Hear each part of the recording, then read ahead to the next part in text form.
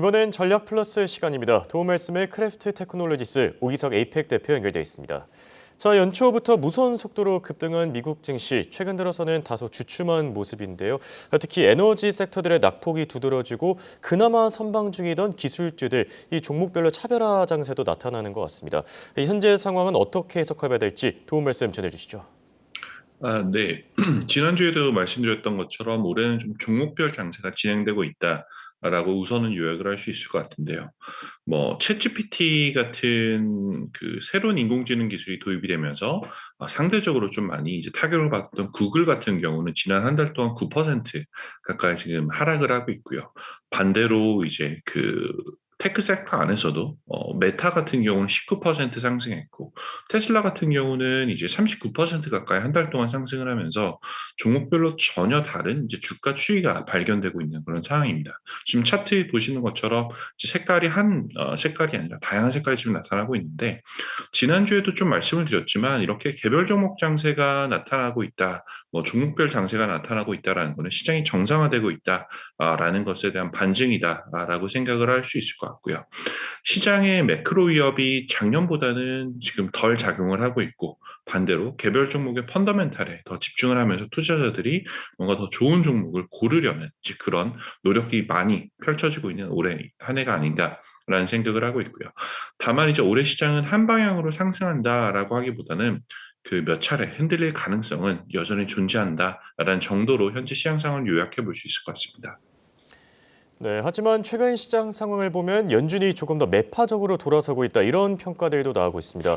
실제로 라일 브레이너드 연준 부의장이 자리를 비우면서 앞으로 조금 더 공격적인 기조들이 나타나는 게 아니냐, 이런 평가들이 나오고 있는데 올해도 지난해와 같이 이 금리 인상을 둘러싼 공포감이 시장을 엄습하겠습니까? 현재 이제 한 달만 보면 지금 말씀해 주셨던 레이얼 브레이너드 이제 연준 부의장 같은 경우가 그 투표권이 있는 부의장 중에서는 투표권이 있는 이제 연준 위원 중에서는 대표적인 이제 비둘기파 의원이었었는데 이제 물러나시게 되면서 시장 참가자들의 전망치도 조금은 더 강경한 매파로 가지 않겠느냐라는 이야기를 하고 있고요.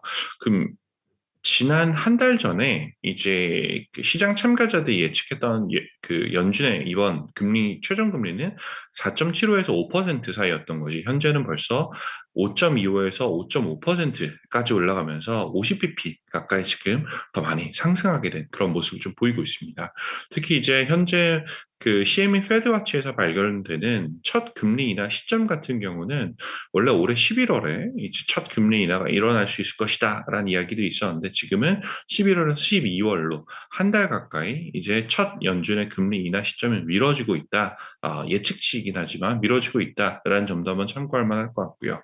그러다 보니 사실 1월 초부터 좀 기분 좋게 주식시장이 많이 상승했던 것들은 2월 들어서는 좀 둔화가 되고 있는 상황이기도 합니다. 사실 어제 미국 시장 같은 경우도 장 초반에 굉장히 많이 낙폭이 심했다가 지금 이제 장 막판에는 이제 상당 부분 낙폭을 회복하고 일부 이제 상승하면서 마감을 했던 그런 모습을 보이고 있는데 이러한 고금리에 대한 걱정이 시장 참가자들의 그 의사 결정에 있어서 중요한 역할을 할 수밖에 없고요. 다만 이런 고금리 상황이 예상됨에도 불구하고 매력적인 투자처를 찾으려는 투자자의 노력은 지속되고 있다라는 식으로 말씀드릴 수 있을 것 같습니다. 네, 방금 말씀해주신 고금리 환경에서의 매력적인 투자처, 사실 많은 투자자분들이 궁금해하실 것 같은데 어느 섹터를 들여다보면 좋겠습니까? 우선 지금 이제 월가에서도 그렇고 전문가들이 보는 그 두 가지 이제 테마가 있다라고 말씀을 드릴 수 있을 것 같은데 첫 번째는 고금리 환경에서 안정적인 수익을 얻을 수 있는 이제 현금 창출 능력이 높은 전략들에 대한 관심이 많이 나타나고 있다라고 이제 말씀을 좀 드릴 수 있을 것 같은데 최근 한국에서도 이제 서학개미 투자자들이 굉장히 많이 투자하고 계신 걸로 알고 있는 그 JP 모건에서 출시된 ETF 중에 제피라고 있거든요. JEPI라는 이제 인컴형 전략이 있는데 이런 고배당 전략들 같은 경우는 어려운 상황에서도 현금 창출 능력이 상대적으로 높다. 뭐 과거 1년 동안의 성과가 증명하기도 했고요.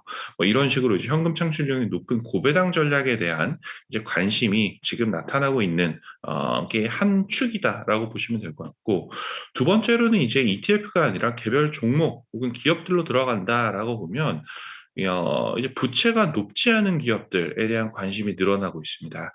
고금리 환경에서 사실 타격을 많이 받을 수 있는 기업들은 레버리지를 많이 일으켰던지 아니면 부채가 높은 이제 그런 기업들이 문제가 될 수가 있는데 부채가 높지 않은 주식들 같은 경우는 그 상대적으로 이제 금리가 인상되는 환경이더라도 기업 경영 환경에 부담이 적기 때문에 그런 측면에서 현재 이제 선호가 좀 많이 살아나고 있는 모습을 보이고 있고요.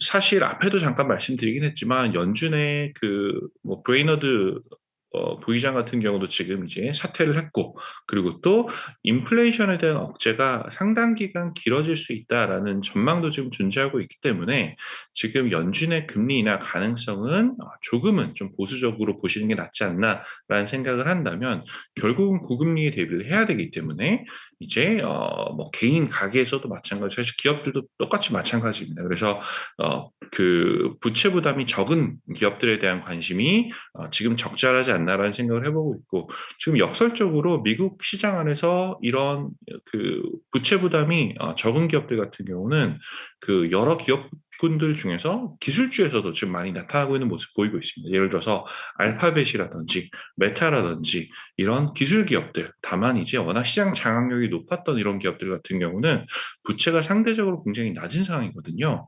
그래서 이런 기업들이 한번 관심을 가져볼 만하고 그리고 고금리 환경이라고 모든 기술주가 다 안 좋다라는 것보다는 이제 선별적으로 이제 접근할 필요가 있지 않나라는 생각을 해보고 있습니다. 네, 끝으로 한 가지만 더 여쭙겠습니다. 지난주 이 방송을 통해서 앞으로 인공지능 AI 관련주로 엔비디아를 주목할 필요가 있다라고 네. 짚어주셨는데 오늘 특히 엔비디아 아주 좋은 주가 흐름 나타냈습니다. 14% 이상 급등했는데 이런 주가 상승세 앞으로도 지속될 수 있겠습니까? 엔비디아 같은 경우는 지금 단기적으로 좀 많이 상승하긴 했습니다. 어제도 이제 많이 올랐고, 또 3개월 동안 약 40% 이상 지금 상승폭을 보이고 있고, 또 평균적인 미국 주식보다 훨씬 더 월등한 수익률을 기록하는 것도 마찬가지고요.